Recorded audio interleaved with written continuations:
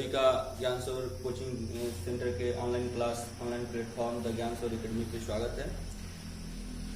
आइए हम लोग पहले एक प्रॉब्लम एक बच्चे के द्वारा डाला गया है, नाम है अमरदेव कुमार। उनके द्वारा क्वेश्चन किया गया है कि करनी के बारे में उनको जानना है। तो थोड़ा सा पहले हम करनी को डिस्कस कर लेते हैं, उसके बाद हम क्लास में के अकॉर्डिंग आएंगे, क्लास के विषय वस्तु को जानेंगे हम लोग।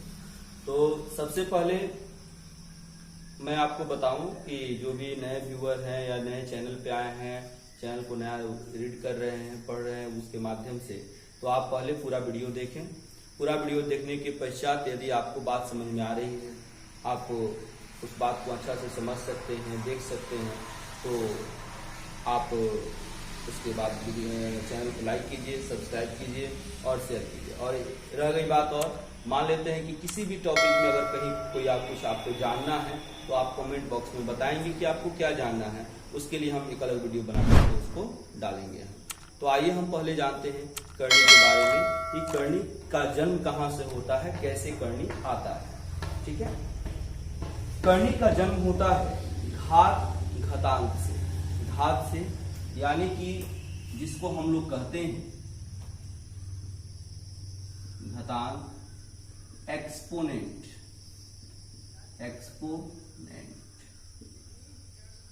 घातांक से बहुत सारी चीजों का जन्म होता है। घातांक से जन्म होता है वर्ग का, घातांक से जन्म होता है घन का, घातांक से जन्म होता है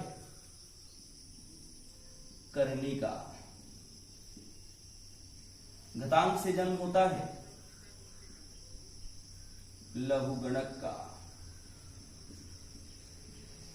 यह सारे जितने भी पार्ट हम देख रहे हैं, यह सारे घातांक से ही तैयार होते हैं, लेकिन हमको घातांक से क्या जानना है, करनी। ठीक है, अब देखिए पहले कि घातांक का कॉन्सेप्ट क्या होता है, घातांक क्या होता है, घातांक को हम कैसे कंसीडर करते हैं, कैसे उसको हम जानते हैं, घातांक होता क्या है, कैसे निर्माण होता है। तो सबसे पहले हम घातांक जाने कि घातांक क्या है। तो यह घातांक को हम कहते हैं, यह है shortest form of multiplication. Multiplication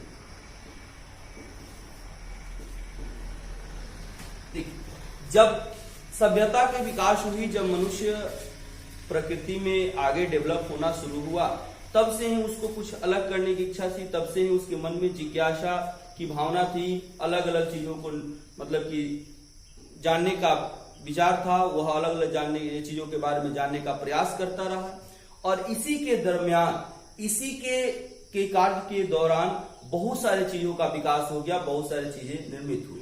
और उसके साथ साथ अभी मनुष्य, मानव यह चाहता है कि कोई काम करे, लेकिन उसका संक्षिप्त रूप में, काम वही हो लेकिन संक्षेप में वह आपको यूटिलाइज कर सके, उसका प्रयोग कर सके, यानी कि संक्षिप्त रूप में। तो जैसे जोड़ हम लोग पढ़ते हैं, तो जोड़ का संक्षिप्त रूप गुणा आ जाता है। गुणा जैसे हम लिखते हैं कि 2 गुना 3, इसका मतलब क्या होता है कि 2 को 3 बार जोड़ना है ना। तो जैसे हम कहते हैं कि 5 गुना 7, इसका मतलब हो गया कि 5 को 7 बार जोड़ना है। वैसे ही यहाँ पर घातांक बनता है जब गुना, एक ही संख्या एक दूसरे के साथ बार बार गुना होती है, तो उसको संक्षिप्त में कुछ हम लिख सकते हैं। जैसे मान लेते हैं कि आपको लिखा गया, उदाहरण के माध्यम से देखते हैं, जैसे 3 गुना 3 गुना 3 गुना 3 गुना, यह ऐसे है ना। और कहा जाए कि 100 बार, आप खुद समझिए कि यहां पर 3 को गुना करके कितना बार लिखा गया है, 100 बार लिखा गया है। अगर 500 बार कहा जाए, 1000 बार कहा जाए, तो आपको कितना कष्ट होगा उसको लिखने में। कंटिन्यू जब आप किसी पेज पर आप उसको लिखेंगे, नोटिस करेंगे, तो आपको यहाँ पे बहुत ज्यादा कष्ट होगा, बहुत ज्यादा आपको स्पेस लेना पड़ेगा, बहुत परेशानी का सामना करना पड़ेगा। इसीलिए इसको हम इस परेशानी से बच सके, है ना, तो इस फॉर्मेट को जिस रूप में, संक्षिप्त रूप में बदल करके लिखा जाता है, उसी फॉर्मेट को हम कहते हैं फॉर्म ऑफ एक्सपोनेंट, यानी कि घातांक का स्वरूप। तो कैसे होता है, अब इसी को लिखा जाएगा 3 और जितना बार गुना हुआ है तो इसके सर पर हम क्या कर देंगे 100 डाल देंगे। ठीक है, यानी इसको कहते हैं नीचे वाले को आधार। क्या कहते हैं? आधार, यानी कि बेस। यानी कि जिस टर्म का गुना हुआ है बार बार उसको कहते हैं आधार, और जितना बार गुना हुआ है यही हो गया इसका घातांक या घात। ठीक है, यह हो गया एक्सपोनेंट, है ना। अब इसी तरह से जैसे a Guna a Guna a गुना, अगर हम कहें कि n बार गुना किए तो इसको क्या लिख सकते हैं? हम लिख सकते हैं a to the power n। यह घातांक का कॉन्सेप्ट हो गया, घातांक के लिए काम हो गया। अब इसी से वर्ग बनता है। अब नाम देते चलते, है ना। अगर हम मान लेते हैं किसी संख्या को 2 बार गुना कर दिए तो उसका नाम क्या देते हैं? वर्ग। अगर 3 बार गुना कर दिए तो क्या नाम देते हैं? घन। ये ऐसे नामकरण इसका होता है। तो यह तो हो गया कि जब किसी आधार का पावर या कोई आधार किसी पूर्ण संख्या के बराबर गुना है, जैसे यहां पर n जो है वह n क्या है? कोई भी संख्या हो सकता है, लेकिन यहां पे वर्ग घन का तो निर्माण हो जाता है, लेकिन जब यह भिन्न के रूप में आता है। चाहे वर्ग और घन के रूप में आता है, तो जैसे आप जानते हैं कि अगर 2 टर्म लेते हैं तो एक का अगर दूसरे के साथ किसी रिलेशन का नाम दिया गया है तो दूसरे के साथ भी पहले के रिलेशन का कोई नाम देना होगा, क्योंकि कोई भी हम काम करते हैं तो उसके लिए उसका एक नाम हम देते हैं, उसके संबंध का, है ना। जैसे आप समझे कि ए और बी 2 आपको यहां पर व्यक्ति हो गए। अगर ए कहा जाए कि बी का पिता है तो ए का संबंध बी के साथ बता दिया गया, इसका मतलब बी का जो ए के साथ संबंध होगा उस संबंध का भी एक नाम होगा। तो यहां पर भी उसी तरह से जितने भी टर्म क्रिएट होते हैं प्रत्येक संबंध का एक नाम होता है। ऐसे करनी हमको जानना है, करनी तक पहुंचना है, तो पहले देखिए इसी माध्यम से यहां तक पहुंचेंगे। सवाल है करनी का, तो करनी ही हमको सिर्फ जानना है अभी, है ना। तो देखिए करनी तक हम लोग पहुंचते हैं। जैसे अब हम किसी संख्या को, जैसे हम कहें ए ले लिए और ए का 2 बार गुना कर दिए, इसको क्या लिखेंगे बताइए? a का पावर 2। जैसे हम 2 ले लिए तो 2 का 2 बार गुना कर दिए, तो इसको 2 का पावर 2 लिखेंगे, चाहे 4 लिखेंगे। यहां पे 2 का 2 बार गुना यानी कि 2 का पावर 2 हो गया, यानी कि यह 4 हो जाएगा। ठीक है, अब यहां पर देखिए कि इसका 2 का 2 बार गुना हुआ है तो 4 आ गया है। 2 का 1 बार गुना होगा तो 2 ही मिलेगा, यानी कि उसके रूप में कोई बदलाव नहीं हुआ। अगर 2 एक बार हम ले रहे हैं तो 2 को 2 ही लिखेंगे, तो इसके तो रूप में कोई परिवर्तन हुआ नहीं, लेकिन यहां पर इसका रूप बदल रहा है। तो बदल रहा है, जब रूप बदल रहा है, स्थिति बदल रही है, उसके मान में परिवर्तन हो रहा है, तो नाम भी बदल जाएगा। तो क्या नाम देते हैं? हम यहां पर कहेंगे कि 4 जो है वह 2 का क्या है? वर्ग है। अर्थात अब इसके स्थिति के अनुसार नामकरण हो गया। जैसे देखिए जब हम किसी बीज को लगाते हैं, जब वह पौधा नहीं होता है, उसका हम एक पार्ट लेते हैं तो वह बीज होता है, और बीज को जब हम मिट्टी में डाल देते हैं, है ना, कुछ देर के बाद उसमें से कोंपल निकल जाता है, तो उसको कहते हैं क्या? कि बीज अब अंकुरित हो गया है, अंकुरित बीज कहते हैं। थोड़ी देर के बाद कुछ और वह बढ़ जाता है ना, तो वह हम कहते हैं कि यह पौधा हो गया, है ना। थोड़ा और जब बढ़ जाता है तो उसको कहते हैं कि यह पेड़ हो गया। उसके बाद थोड़ा और बढ़ जाता है तो वह वृक्ष का शक्ल लेता है, वृक्ष के रूप में बहुत बड़ा हो जाता है, उसका नाम देते हैं। अर्थात एक ही चीज है, उसकी स्थिति, उसके रूप में परिवर्तन के कारण उसके नाम को हम बदलते जा रहे हैं। ठीक वही चीज यहां पर गणित में भी होता है ना। जब इसके स्थिति में कोई परिवर्तन नहीं था, 2 का 2 था, तो हम कुछ नहीं किए, लेकिन जब 2 को 2 बार गुना किए तो 4 मिल गया, तब इसको हम क्या कहेंगे? कि 4 का 2 के साथ क्या संबंध है? तो हम कहेंगे कि 4 2 का क्या है? वर्ग है। अब जैसे ही वर्ग की बात आती है, जैसे 2 का वर्ग 2 का वर्ग, इसका मतलब क्या हो गया, इसका मतलब हो गया 2 का पावर 2। यानी आप समझ लीजिए, अगर किसी भी संख्या का घात 2 होता है, अर्थात कोई भी संख्या जब खुद के साथ गुना में आती है, यानी कि 2 बार गुना हो जाता है, तो वह मान, वह वैल्यू उसका क्या कहलाता है, वर्ग कहलाता है। तो वर्ग का मतलब क्या हुआ, वर्ग का मतलब हुआ जिसका भी वर्ग कहा जाए, समझ लीजिए कि उस संख्या का पावर कितना, 2। मतलब कि उस स्थिति का, उस आकार का, उस स्वरूप का नाम हो गया क्या, वर्ग। अब देखिए, ऐसे तो वर्ग 2 होता है, यह तो हम लोग पढ़ रहे हैं अलजेब्रा का वर्ग, एक ज्योमेट्री में भी वर्ग आता है। और फिर इसका जो मान हो गया 2 गुना 2 बराबर कितना, 4। यानी 4 क्या है, 2 का वर्ग है। 4 क्या है, 2 का वर्ग है। अब देखिए 4 का को जन्म देने वाला कौन है, 2 है। 4 को जन्म देने वाला कौन है, 2 है। यानी 4, 2 जो हुआ, 4 का क्या होगा, मूल होगा। क्या होगा, मूल। मूल मतलब रूट, यानी कि जड़, यानी कि जहां से किसी का जन्म हुआ है। तो 4 का जन्म हुआ है कहां से, 2 से, यानी कि 4 का मूल कौन हो गया, 2 हो गया। लेकिन किस चीज का मूल है यह क्या है, वर्ग है 2 का, यानी कि वर्ग का मूल है, यानी कि यह क्या हो गया, वर्ग।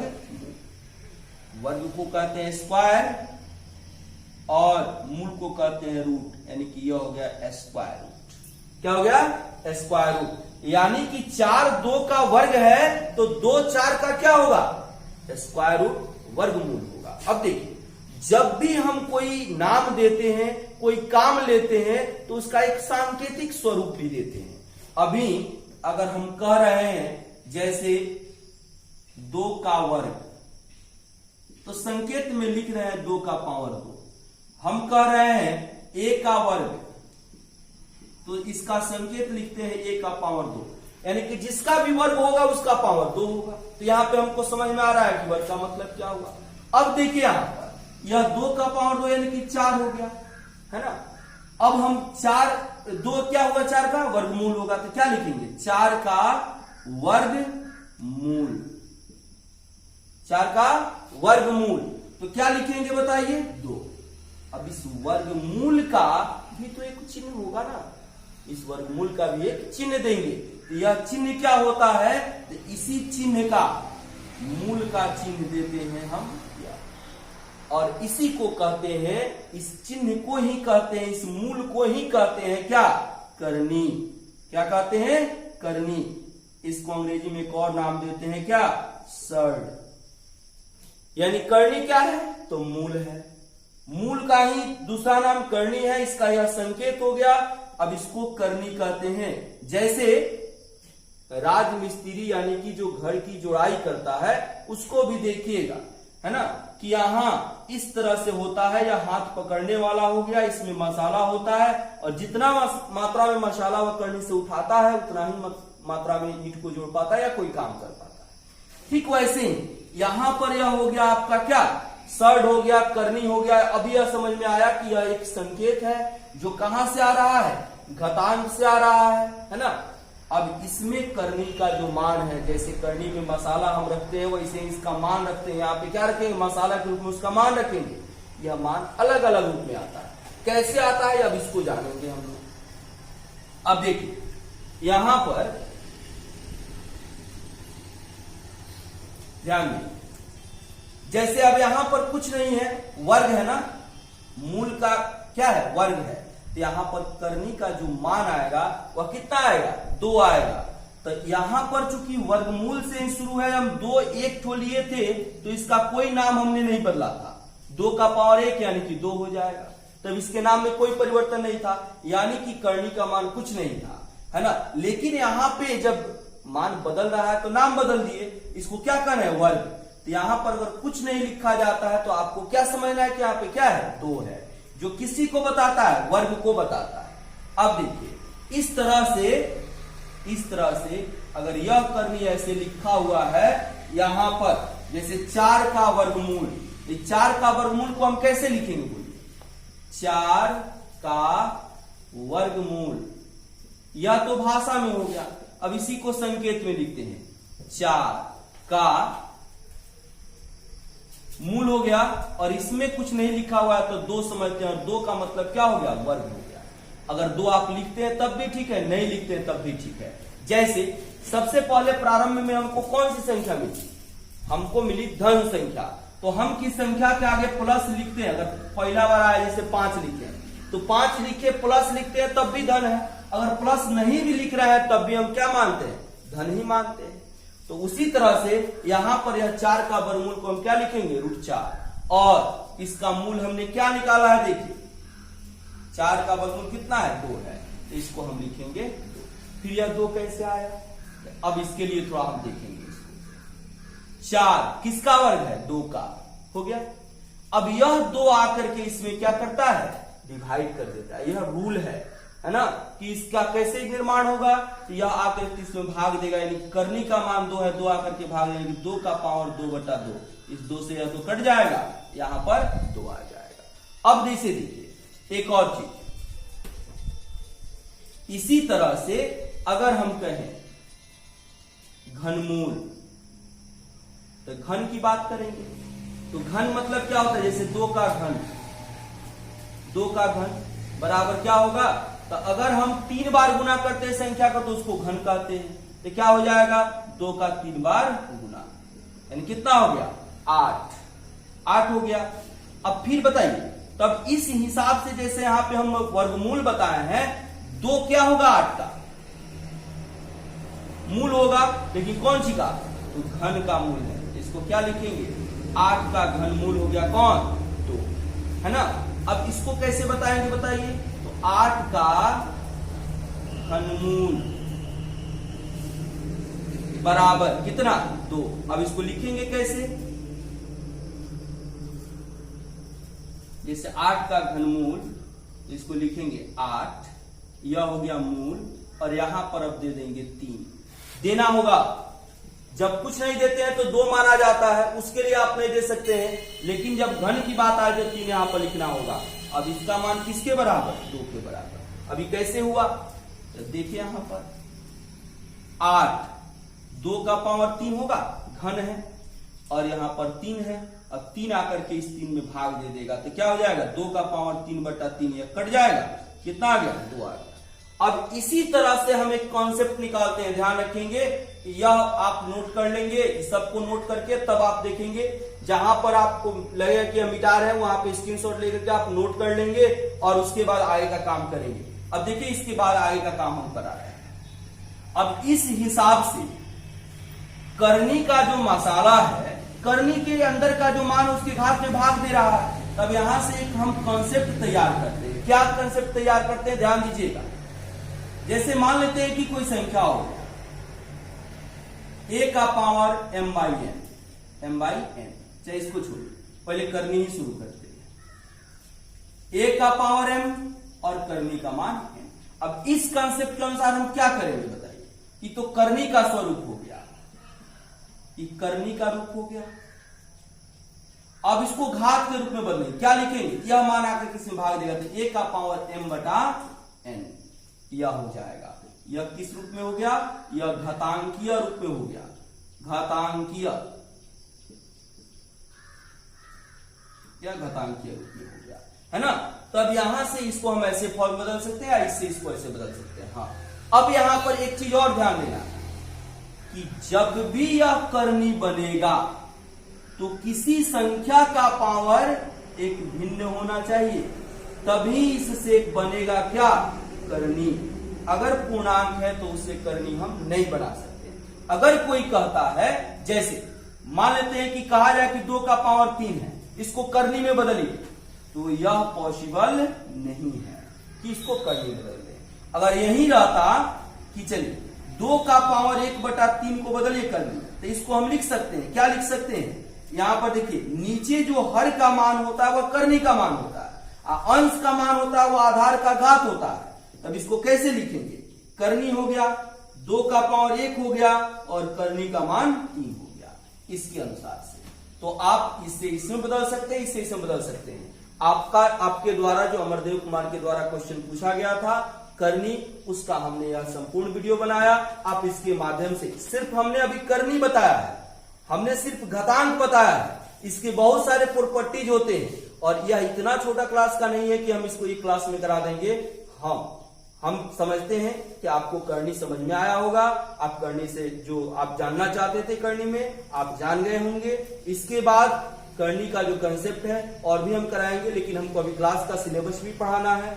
अगर आपको उसमें दिक्कत है इसके प्रॉपर्टीज वगैरह के बारे में किसी भी को, तो आप कहेंगे, उसका भी हम सेपरेट वीडियो बना करके अपलोड कर देंगे। धन्यवाद।